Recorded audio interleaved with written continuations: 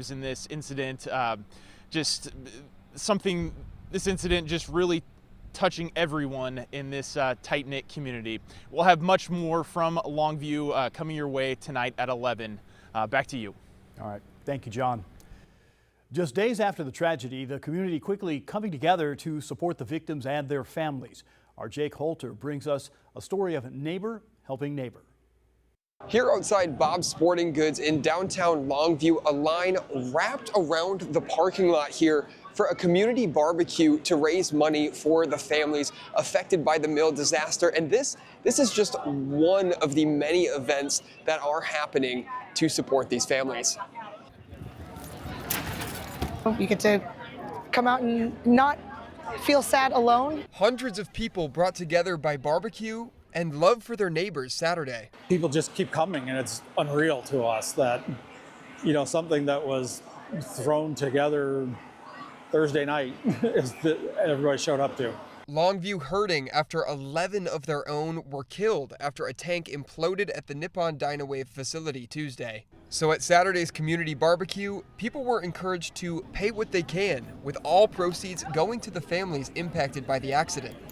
It's heartbreaking when such an integral part of the community and so many people in the community experience that level of loss.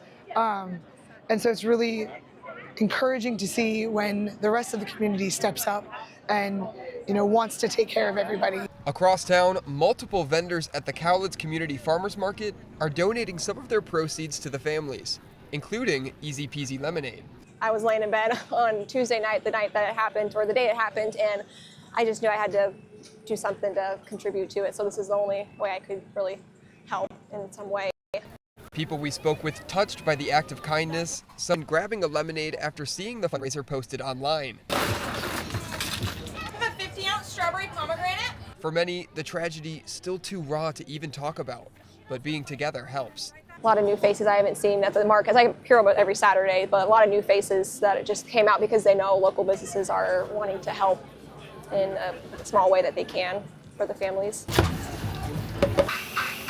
Even down in Kalama, people want to do what they can to help. Absolutely heartbreaking, devastating, and so I feel like in times like these, there's not a whole lot you can do other than coming together, and I feel like we are community strong through and through.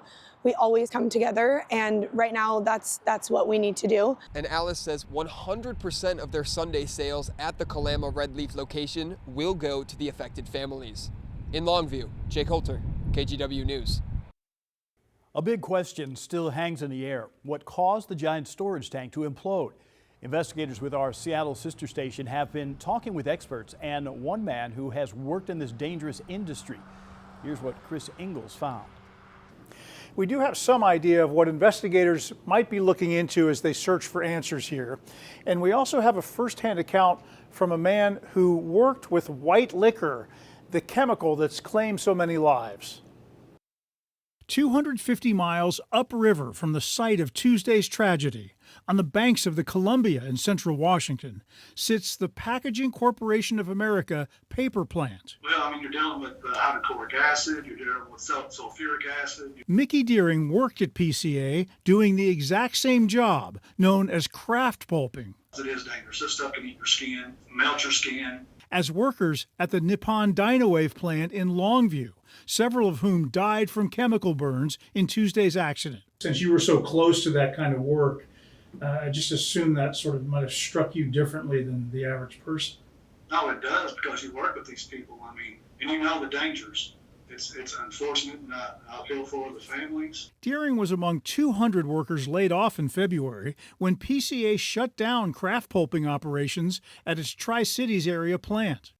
But, like experts we spoke to who did not want to appear on camera, he called the implosion of such a large tank highly unusual. I mean, it was hard for me to understand what happened, you know, because it almost seems like there has to be some kind of suction that was created, like something was blocked that made it implode, you know, within itself. I don't know if it was a temperature problem inside the tank. It could have been an operator error. It was how many gallons was going in, how many gallons was going out. I don't understand, you know, how there was not any warning signs that tank was, there was a problem inside that tank.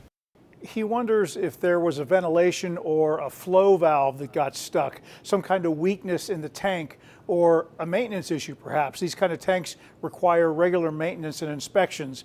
These are all things that we expect investigators are looking into in their search for answers.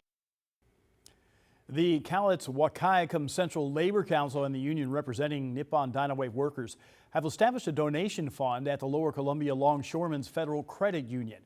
People can also donate at Fiber Federal Credit Union and Red Canoe Credit Union branches as well.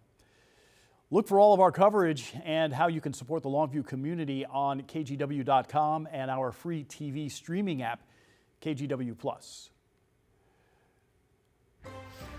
Well, we started off the last weekend of May with some cool and cloudy conditions, but we ended up with a sunny and pleasant day. Meteorologist Joe Ranieri is here to let us know how our Sunday is going to look. The Sunday is looking pretty nice. We're going to be looking at basically sunny skies from beginning to end, and temperatures will be a little bit warmer. We topped out in the upper 60s. I'm forecasting highs in the low 70s for your Sunday. The last Sunday of May 2026. A live look now from our Wells Fargo camera. We're seeing a temperature of 63 degrees.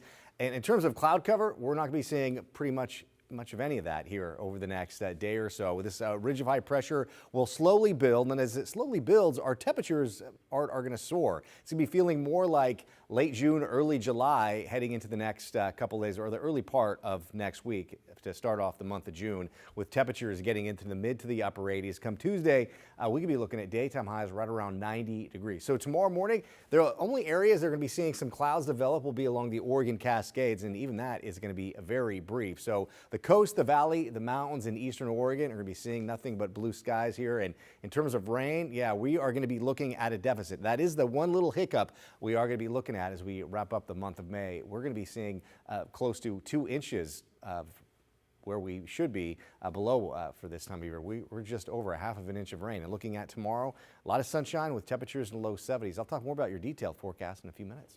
All right, look forward to that, Joe.